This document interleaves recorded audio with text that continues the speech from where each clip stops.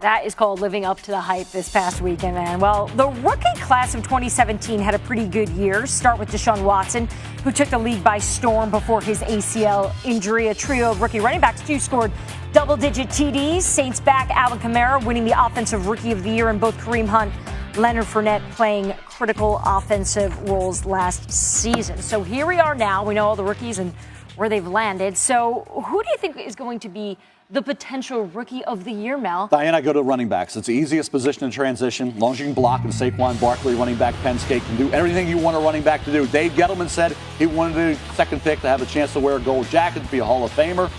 That's Saquon Barkley. And if running backs, if you look back into past history, and you see running backs coming right into the league and taking it by storm. Some even held out until late August and still had great rookie years. Go back to Barry Sanders and Emmitt Smith, Adrian Peterson. He's expected to be Ezekiel Elliott, Leonard Fournette, Todd Gurley, Adrian Peterson. Leave some meat on the bone, Kuiper. Leave some meat on the bone. Derwin James.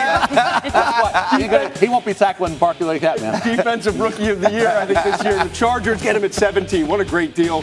Perfect fit for Gus Bradley's scheme. He's going to be that guy that comes in and supports the run. He covers, and he's a playmaker when the ball's in the air. Well, listen, I'm going to have to agree with Todd, and for many of those reasons, but also I think he has the highest positional ceiling. This is a guy who can jump out of the gym. He's fast. He's versatile. He's also a tone setter on the defensive side of the ball. He was a value pick at 17. He's going to show up big for the Chargers this year. You know why it's going to be Baker Mayfield? Because in Cleveland, the ceiling is the roof. You know why? Because the roof is so low when you only have to exceed one win to get better. That is not what Michael Jordan meant. Excuse me, who led the FBS the last 2 years, over 70% accuracy. Plus, he has Jarvis Landry, he has Nick Chubb, he has Carlos Hyde, he has Josh Gordon. He will get it done when he gets on the field. The Browns talked you into this Come one. on now, let's go. I still don't know what ceiling is the roof means, but I love Bradley Chubb in Denver because who's going to double team him? You got Von Miller on the other side. I think Bradley Chubb is in a perfect position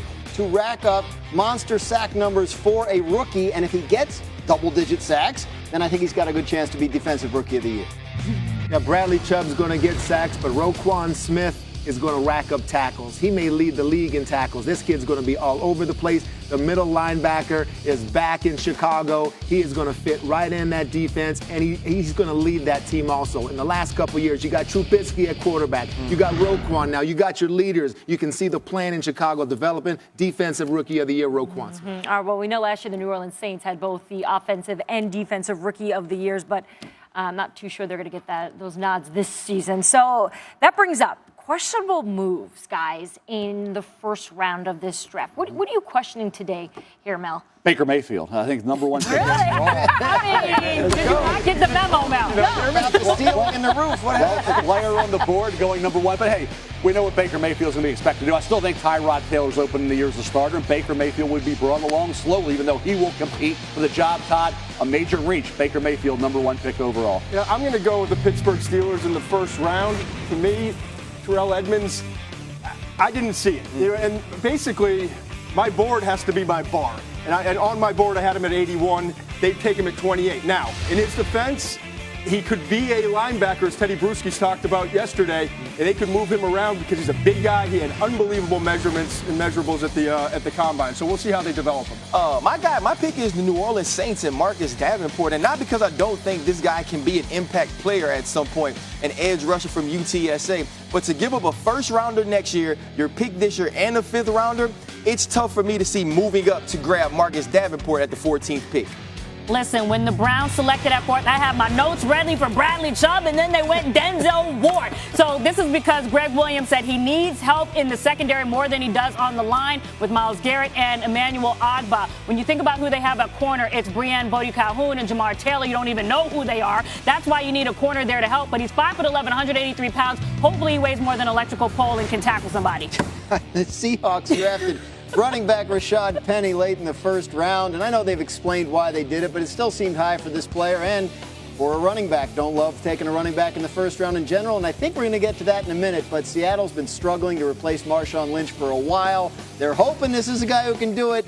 They're desperate for someone who can, and if they got it right, I guess they'll be happy. I'm going to go to Dallas, all right? I'm going to go to Leighton Vander Esch with the number 19th overall pick. He's a player. He'll hustle. They love him. I know that. It's just that when you got a player like Calvin Ridley after you've just lost Des Bryant, you possibly could have got that receiver for the future. Listen, Vander Esch, he's going to play hard. He'll provide linebacker depth. You just had a great player waiting for you, maybe help you out in the receiver core. So I'll question this pick here. All right, a lot of questions you guys bring up. We'll see what those answers will be this upcoming season. But until then, it's fun to just sort of take a look back at who did better in this draft. So we set up our bracket here. We're going to go with the NFC East here. So first up, Todd, let's do Cowboys and Giants. Who do you think did better in this past draft? Let's talk Cowboys first and take a look at what they did. I thought they had a solid draft. Leighton Vander Esch, to me, a little bit of a reach where they took him. Some medical concerns in addition to some football concerns for me, but I get it. The height, the length, the speed, and everything he has. Connor Williams was a really good value in the second round.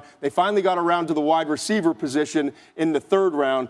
But when I look at this, I think I'd have to say the Giants with what they did, the impacts early on, to me, were the difference for the Giants. Obviously, Saquon Barkley really helps, and then you got an offensive lineman who's one of the best run blockers to come out in many years. All right, taking a look at the Redskins and the Eagles then. Who had a better draft this weekend? Well, let's look at the Redskins first. The Redskins, they had a clear purpose. That's what I liked about their draft. From Payne to Geist to Christian, everything is about the run game.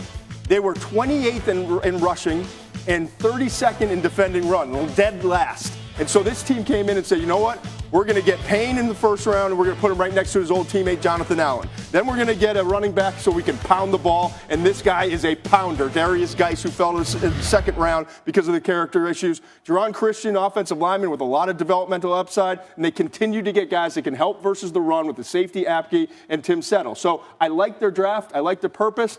The Eagles just did a better job managing their draft, and we'll get into their picks later. I like your style. What you do is you just sing the praises of the team you don't pick, and then you go with the other one. Because I always think you're going that way, and you switch it up. We'll get to them later. You keep it juicy. All right, so then now we got the Giants and Eagles, Todd. Who did better? Again, when you look at it, this was really tough for me because I think the Eagles managed what they had really, really well. And we can look at it again. The Eagles, to me, they early on in this draft moved out of 32. They understood that they could get the same player in the second round if they make the deal with Baltimore, and they did that. They get the tight end at that point in Dallas Goedert. They wind up getting 2 picks later on. They package them and move around. And to me, they understood what they wanted to do with their draft. But when you start out at 32, you're not going to get impact players like the Giants got with Saquon Barkley at number 2, and then the second round, Will Hernandez. So I think you got to go with the Giants simply because they had the better opportunity with the picks they had.